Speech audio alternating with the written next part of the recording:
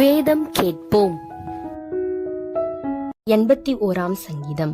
கித்தீத் என்னும் வாத்தியத்தில் வாசிக்கும்படி ராகத்தலைவனுக்கு ஒப்புவிக்கப்பட்ட ஆசாபின் சங்கீதம்.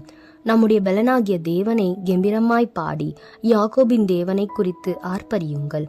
தம்பூரு வாசித்து வீணையையும் இனிய ஓசையான சுரமண்டலத்தையும் எடுத்து சங்கீதம் பாடுங்கள்.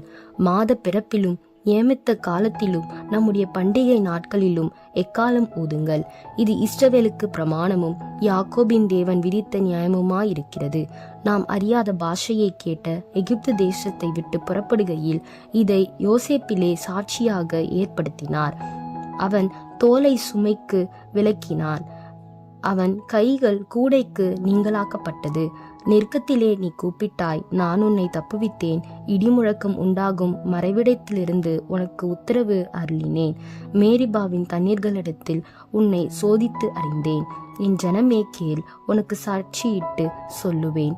இஸ்ரவேலே, நீ எனக்கு செவி கொடுத்தால் நலமாயிருக்கும். உனக்குள் வேறு தேவன் உண்டாயிருக்க வேண்டாம். அந்நிய தேவனை நீ நமஸ்கரிக்கவும் வேண்டாம். உன்னை எகிப்து தேசத்திலிருந்து புறப்பட பண்ணின உன் தேவனாகிய கர்த்தர் நானே. உன் வாயை விரிவாய்த்திர, நான் அதை நிரப்புவேன். என் ஜனமோ என் சத்தத்துக்கு செவி கொடுக்கவில்லை. இஸ்ரவேல் என்னை விரும்பவில்லை.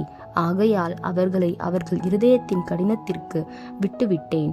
தங்கள் யோசனைகளின்படியே நடந்தார்கள். என் ஜனம் எனக்கு செவி கொடுத்து இஸ்ரவேல் என் வழிகளில் நடந்தால் நலமாயிருக்கும்.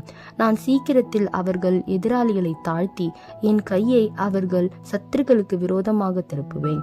அப்பொழுது கர்த்தரை பகைக்கிறவர்கள் அவருக்கு இச்சகம் பேசி அடங்குவார்கள்.